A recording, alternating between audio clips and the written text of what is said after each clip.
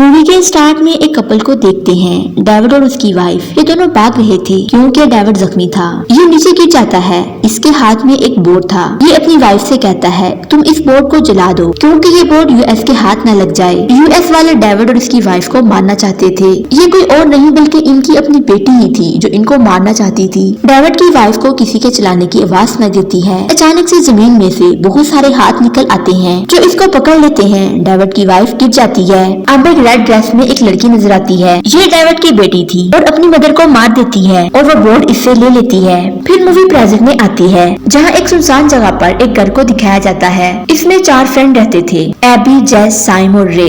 AB Saim की friend थी।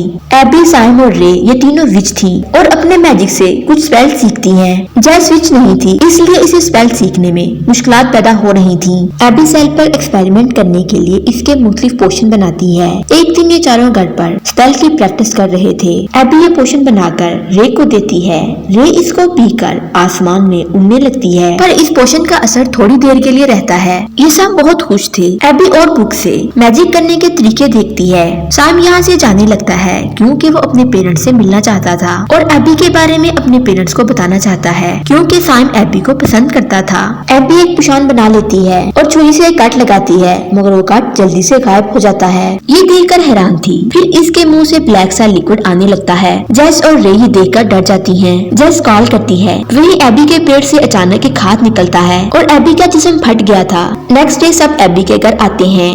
रे सब लोगों को एबी और साइम के बचपन की बातें बताती है जबकि जेस ये सब देख रही थी और सोचती है रे सबको झूठ बता रही है। साइम जेस से पूछता है कि एबी मरते हुए कैसा फील कर रही थी मगर जेस इसे कुछ नहीं बताती कि एबी अपने ही मैजिक से मर गई थी। कि अचानक से जेस को एबी की सोल नजर आती है। ये इसका पीछा करते हुए एबी के रूम में आ गई थी। जेस जैसे ही कबर्ड को हाथ लगाती है इसे ख्याल आता है इसको एक लड़की नजर आती है जिसके हाथ में एक बॉक्स था। जब ये कबर्ड को खोलती है तो अंदर से रेड लाइट नजर आती है। जेस को वहाँ एक बॉक्स नजर आता है। वो इसे उठाकर बाहर ले आती है। जब सब लोग चले गए थे जेस रे से कहती है कि तुम इतनी रिलैक्स कैसे हो।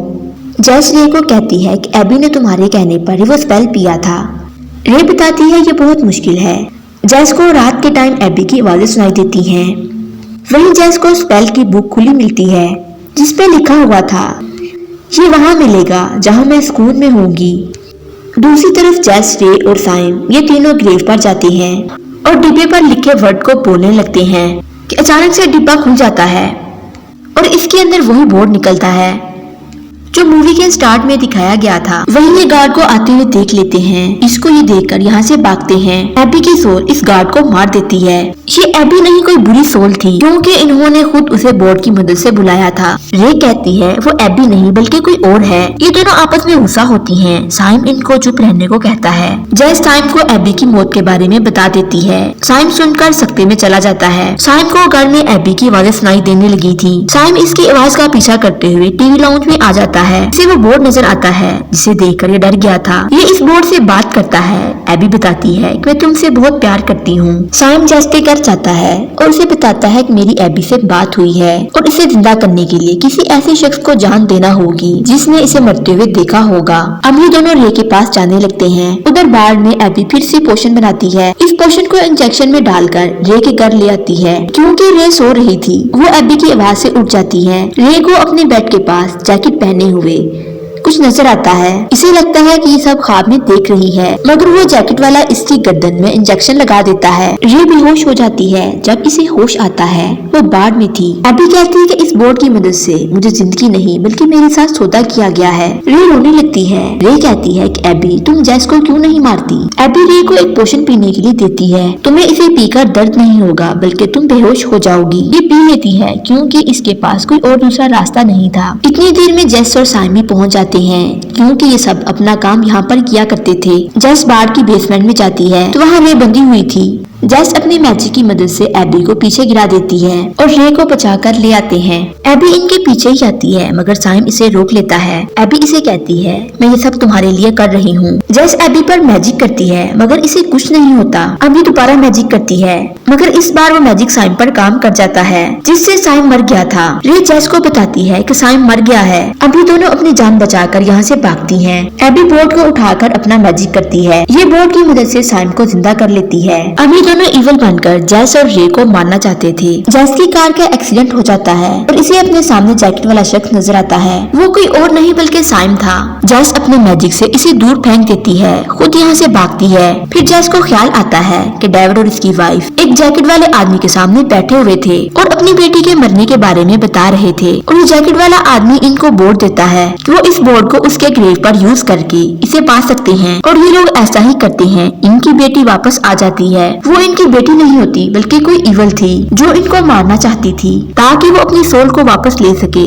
रे को पता चल जाता है कि जेस एक मैजिक आइकॉन है। वो इसको ट्री पर हाथ लगाने को कहती है। जेस को नजर आता है कि डेविड को कोई छुरी से इस दरख्त के साथ लगाकर मार रहा है। रे और जेस एक पेज पर बोर्ड बनाती हैं और डेविड की सोल से बात करती हैं। डेविड इनको बोर्ड जलाने के लिए कहता है। अभी दोनों बेसमेंट में जाती हैं। सब प्लान के मुताबिक हो रहा था। जेस बोर्ड लेकर बाहर आ रही थी कि पीछे से साइम छुरी से इन पर हमला कर देता है। सूरज की रोशनी पड़ने से साइम बेसमेंट में जल जाता है। जेस मारने ही वाली थी कि ये इस पर मैजिक करती है और वो जिंदा हो जाती है। ये ऐसा मैजिक था जिससे रे ने अपना सारा मैजिक जेस को दे दिया था और खुद मर जाती है। जेस बोर्ड को बांध देती है। फिर इसे ख्याल आ रहा था डेविड की बेटी ने ही इनको मारा था और डेविड की बेटी लाश देखकर रोने लगती है। जेस को एक सोल नजर आती है कि तुम्हें अपनी फ्रेंड के लिए इस बोर्ड को जलाना पड़ेगा क्योंकि ये बोर्ड ही सोल है, इसलिए तुम्हारी फ्रेंड की सोल पर कब्जा किया हुआ था। रे के मर जाने से साइम भी गायब हो जाता है क्योंकि रे की आंखों के सामने साइम मरा था। एबी मैजिक करती है।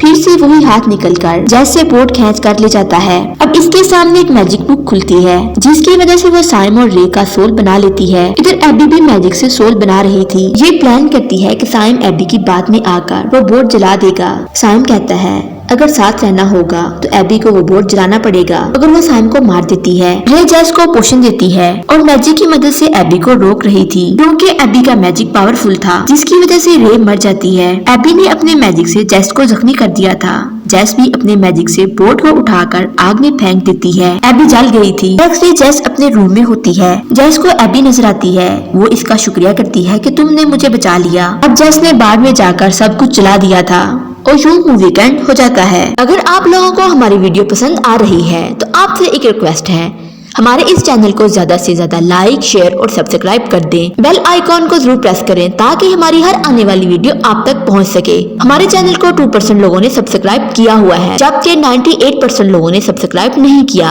सो उनसे भी रिक्वेस्ट है कि वो भी हमारे चैनल को सब्सक्राइब कर लें। आपकी सपोर्ट हमारे लिए बहुत अहम है।